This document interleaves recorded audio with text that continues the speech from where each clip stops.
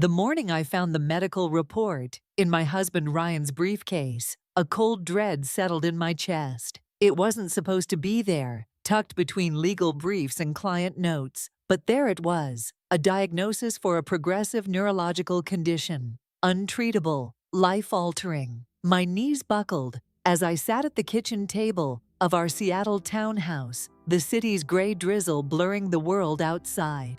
Ryan, at 38, was a corporate lawyer, a man who thrived on control, his life a meticulous grid of ambition and discipline. How could this happen to him? To us? I'm Megan Carter, a high school history teacher, married to Ryan for 10 years. We had a daughter, Sophie, 8 years old, with a knack for painting that made my heart swell. Our life looked perfect from the outside, a sleek home in Queen Anne, annual vacations to the Oregon coast, and Ryan's rising star at his firm. But perfection is fragile, and that evening, I noticed something else, a small, sleek device mounted above our bedroom door frame. A security camera, its red light blinking like an unblinking eye. "Why's that there?" I asked Ryan when he got home, his tie loosened, his face taut from a long day. He barely glanced up from his phone. "Neighborhoods had some vandalism. Better safe than sorry." His tone was casual, but it didn't sit right. Ryan was private to a fault, the kind of man who double-locked his laptop and shredded junk mail. A camera in our bedroom? I let it go, chalking it up to my nerves after the diagnosis. But that night, I woke to whispers filtering through the dark. Ryan was on the phone, pacing in the hallway, his voice low but intense. "I'm done with pretending," he murmured. "I've sent you access to the feed. You can watch whenever you want. I'm choosing you now, Emily. Only you." My breath caught.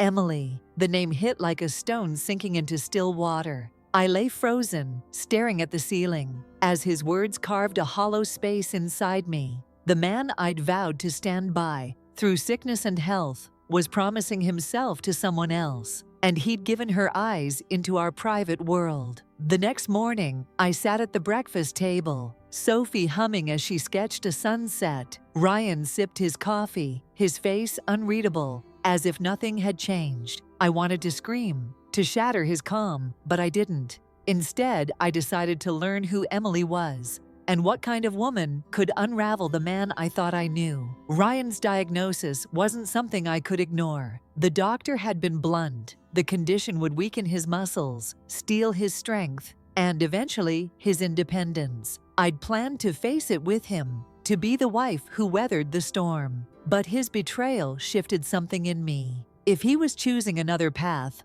I'd need to protect myself and Sophie. I started small, checking his phone while he showered. No passcode. Ryan was arrogant like that, certain I'd never suspect him.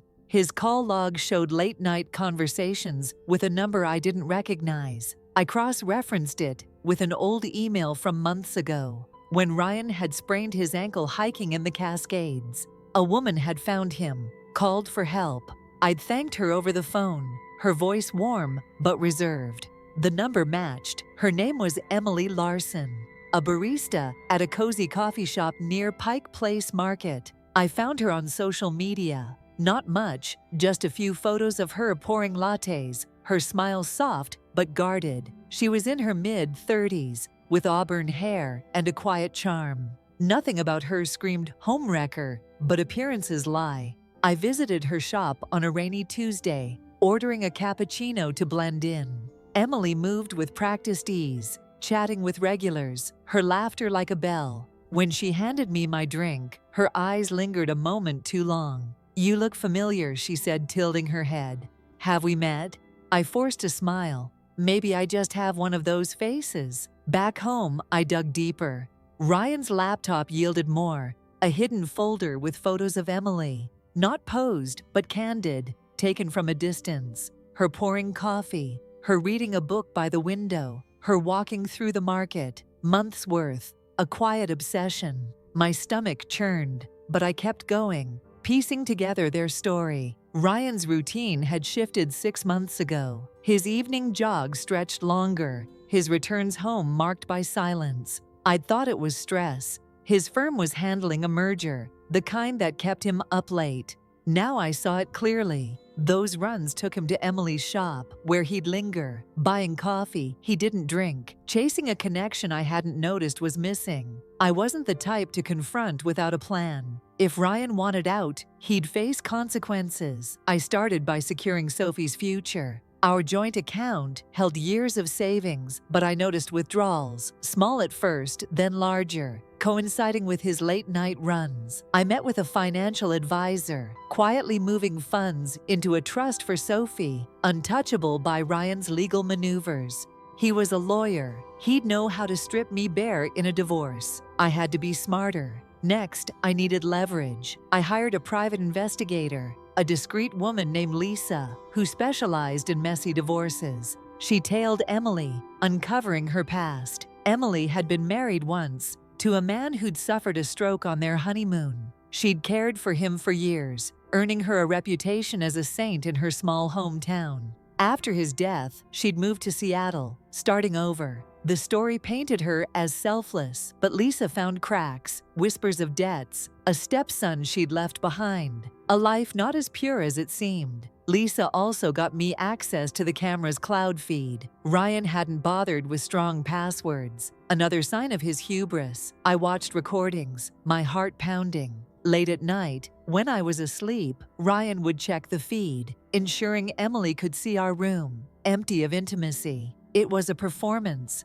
proof of his loyalty to her. I felt sick, but I kept watching, noting every detail. One evening, I drove to Emily's shop just as it closed. She was wiping down tables, alone. I stepped inside, the bell jangling. "Megan, right?" she said, not missing a beat. "Ryan's wife." I nodded, keeping my voice steady. "You know why I'm here," she pleaded, setting down her rag. "Look, I didn't ask for that. Ryan's intense. He comes by, talks about his life, his stress. I listened, that's all." "You've got access to our bedroom camera," I said, watching her flinch. "That's not just listening." Her face hardened. "He insisted, said it was to prove he's serious. I told him it was wrong, but he wouldn't let it go." I leaned closer. "If you're so innocent, why not tell him to stop? Why keep him coming back?" She met my gaze, unflinching. "Because he's drowning, Megan. You don't see it, but he's lost in his world. I give him a moment to breathe. If you loved him, you'd see that." Her words stung, but I didn't break. "You're not his savior, Emily. You're his escape. And I'm not here to save him either, not anymore." The next weeks were a chess game. Ryan pushed for divorce, his terms predictably ruthless. He'd take the savings, the house, and partial custody of Sophie. I refused, dragging it out, knowing he hated the optics of a public battle. As a lawyer, his reputation hinged on control. A messy divorce would taint that. I fed him half-truths, letting him think I was crumbling. Meanwhile, I met Emily again, this time at a park near her shop.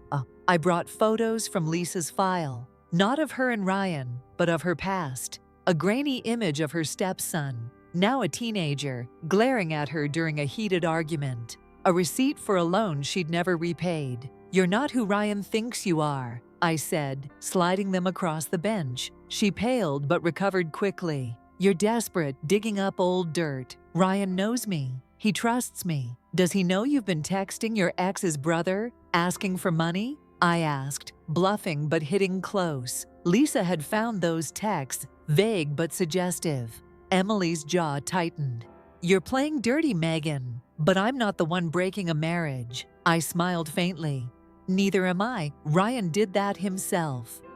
Back home, I planted seeds. I left the medical report on the counter, open, knowing Ryan would see it. He did, his face paling as he read it again, perhaps realizing I knew his secret. He didn't mention it, but his jog stopped. Emily's shop, I learned, had closed for renovations. I suspected she was pulling back, spooked by my visit. Lisa's final report confirmed it. Emily was planning to leave Seattle, pressured by debts and whispers about her and Ryan. But Ryan wasn't letting go. He'd started skipping work, meeting her in secret at a motel near the waterfront. I had footage, grainy but damning, of them together. Not enough for court, but enough to shift the narrative. The divorce hearing loomed. I met Ryan at a mediator's office, his eyes hollow, his suit slightly rumpled, a crack in his polished armor. He offered a new deal. I'd keep the house, he'd take half the savings,